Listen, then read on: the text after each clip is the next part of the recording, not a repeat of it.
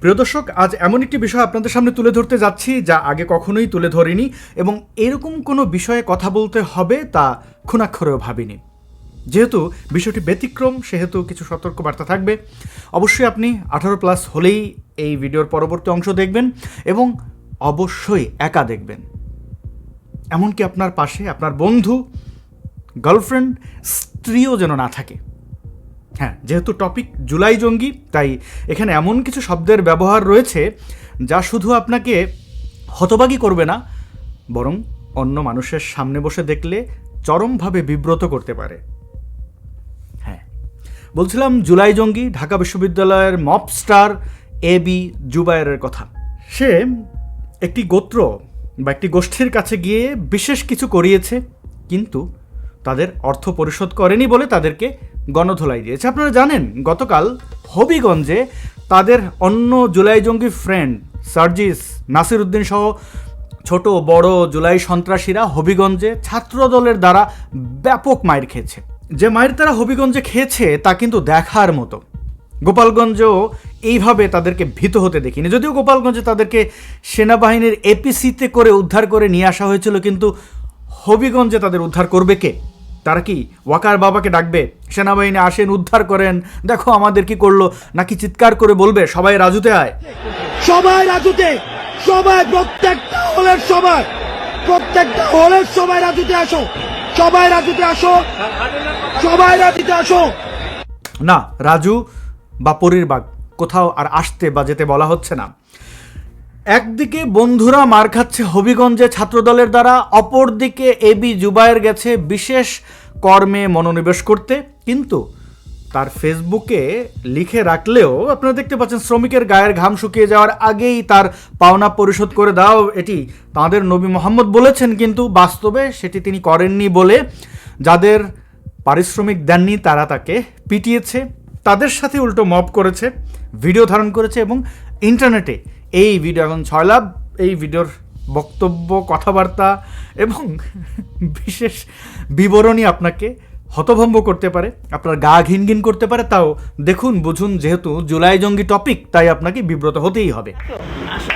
আজকে আসো আসো, এই এদের মতন ছেলেরা এই যে ঝামেলা করে। আসো, এই শোনো, এই চপ চপ চপ চপ, এই চুপ কর, ভিডিও চপ চপ, এই চপ চপ চপ, এই চপ। এই যে আমরা ব্রিজে আসছি কাজ করতে, এই দুইজন ধন চুষাইছে, এই দুইজন ধন চুষিয়ে টাকা দেবে না, এখন চলে যাচ্ছে। এই দুইজন ধন চুষিয়েছে, টাকা দিবে না, এখন চলে যাচ্ছে। এখন ধরছি দুইজনকে। এই শোনো, এই চপ চপ চপ চপ, এই চুপ কর, ভিডিও চপ চপ, এই চপ চপ চপ, এই চপ। এই যে আমরা ব্রিজে আসছি কাজ করতে, এই দুইজন ধন চুষাইছে, এই দুইজন ধন চুষিয়ে টাকা দেবে না, এখন চলে যাচ্ছে। এই দুইজন ধন চুষিয়েছে, টাকা দিবে না, এখন চলে যাচ্ছে। এখন ধরছি দুইজনকে।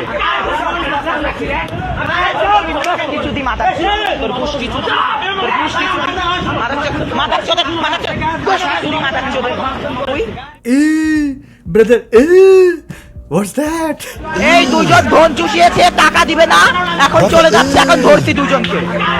What's that? What's that, brother?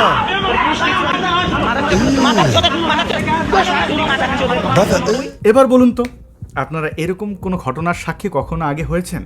যদিও এবি জুবায়ের এই ঘটনা ঘটানোর পরে ঘটনাকে গোপন করার জন্য নানান টালবাহানা করেছে, যেমনটা তাদের ওস্তাদ জামাতি সেই বুইড়া গাজী নজরুল ইসলাম প্রথমে বলেছিল এটি এআই দিয়ে নির্মিত, তারপরে বলেছে আমার দ্বিতীয় বউ, তারপরে তাকে জামাত থেকে বহিষ্কার করা হয়েছে, এবং পরবর্তীতে আশিক বানায়া আপনি সহ কত কত ভিডিও তার সামনে আসলো।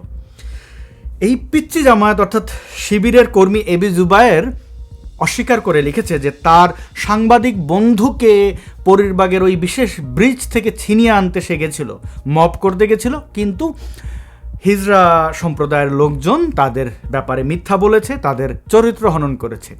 যার চরিত্র নেই সেই চরিত্র আবার হনন করা যায় কীভাবে, এটি একটি বড় প্রশ্ন, তবে শাক দিয়ে মাছ ঢাকা যাবে না। খুব বেসিক কয়েকটা প্রশ্ন যদি করি, হিজরারা বাংলাদেশের আর কাউকে খুঁজে পায় না।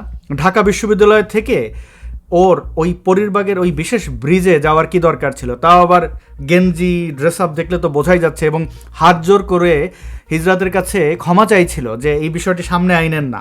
এবং হিজড়া কর্তৃক তাদেরকে যে গালাগালিটা করেছে, এ থেকে আপনারা কি বুঝলেন? সাংবাদিক ক্যামেরা নিয়ে ওখানে যাবে, বন্ধু এই এবি জুবায়ের বা মবস্টারকে নিয়ে কেন ওখানে যাবে? আর যদি তারা গেল, তাহলে তাদেরকে এই অভিযোগ কেন করলো? নিশ্চয়ই টাকা দেয়নি ওটা করে। যদিও তাদের ফেসবুক দেখলে আপনাদের বুঝতে অসুবিধা হবে না যে তারা আসলেই ওই চরিত্রের। সমকামিতা কোনো অপরাধ নয়, এটি অত্যন্ত প্রাকৃতিক এবং স্বাভাবিক বিষয়। এটি নির্দিষ্ট ব্যক্তির মনস্তাত্ত্বিক বিষয়। আপনার ভালো লাগবে না, আপনি এড়িয়ে যাবেন, ঘৃণা ছড়াবেন কি কেন? দেখেন, তার সো কল্ড ইলেকশন ক্যাম্পেইনে সে লিখেছে, 2 ধরনের ভোটারদের প্রতি আমাকে ভোট না দেওয়ার আহ্বান থাকবে। যারা সমকামিতা বা LGBTQ-কে সমর্থন করেন, লগবটি কিউ লিখেছে, মানে বোঝেও না এটা কি। যারা হিজাব নিকাব বিদ্বেষী কিংবা নারীর প্রতি স্লাট শেমিং করেন। নারীর প্রতি স্লাট শেমিং মানেই তো মানে ইভ টিজিং নারীদের করেন নার মতো আর কি। ইভ মানে কি? এ মূর্খ অশিক্ষিত জামার শিবির রাজাকারদের বাচ্চা, এরা আবার কি বুঝবে, টার্মের কি বুঝবে? তো সেখানে লিখেছে, এর বাইরে সকল ভোটারদের প্রতি আহ্বান থাকবে, আমাকে যোগ্য মনে করেন তাহলে অবশ্যই সমাজসেবা সম্পাদক পদে 14 নম্বর ব্যালটে ভোট দিন। সমাজসেবা সম্পাদক, সমাজসেবা করতে রাতের আধারে ব্রিজে গেছে এবং হিজড়ারা তার সমাজসেবার নমুনা দেখিয়ে দিয়েছে। এটা আশা করছিলাম রে রাজাকারের বাচ্চা তোর কাছ থেকে। অবশ্য রাজাকারের বাচ্চাদের কাছ থেকে এর চেয়ে জঘন্য কিছুই আমরা পাবো, আশা যাই করি না কেন। দেখুন, বাংলাদেশে রংধনু উঠলেও যার গাত্রদাহ হয় সেই Mohammad Sarwar Hossain, so called professor, এবং আরেকটা আছে, ওটার নাম কি, ওর পার্টনার, সব কিছুতে সমকামিতা খুঁজে পায়, আসিফ মাহতাব উৎস।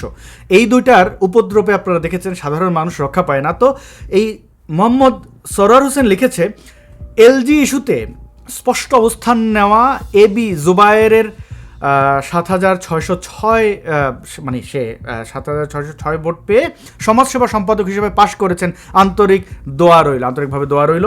তো সে সমাজসেবা করতে গেছে হিজড়াদের কাছে, গিয়ে তার ইমানদণ্ড ওইটা করিয়েছে। আমি এগুলো মুখে নিতে পারছি না। আমি খুব দুঃখিত আমার দর্শকদের কাছে যে এমন বিষয় উপস্থাপন এখানে বা উত্থাপন করতে হচ্ছে যেগুলোর সাথে আমরা আসলে মানে কতজন মানে এই বিষয়ে অবগত আছে আমি জানি না। ঢাকা শহরে আমি খুব বেশি ঘোরাঘুরি করিনি, তবে জীবনে যতবার রাস্তাঘাটে হিজড়াদের সাথে দেখা হয়েছে, আমার সাথে কোনো দিন তারা খারাপ ব্যবহার করেননি, আক্রমণাত্মক হননি। কুকুরও আমাকে কখনো তারা করেন। আমি জানি না এটা কেন, তবে এদেরকে হিজড়া গিয়ে ধরে কেন একটু খেয়াল করেন। তার কাজ কি ওখানে? এটা কি ঢাকা বিশ্ববিদ্যালয় ক্যাম্পাসের মধ্যে? যদি হিজড়ারা সেখানে অন্যায় করেও থাকেন, ওরে কে দায়িত্ব দিচ্ছে যে এটা ঠিক করার জন্য? পুলিশ নেই? যদিও তার পোস্টে লিখেছে পুলিশ নিয়ে তারা গেছিল, তো পুলিশ করেছেটা কি?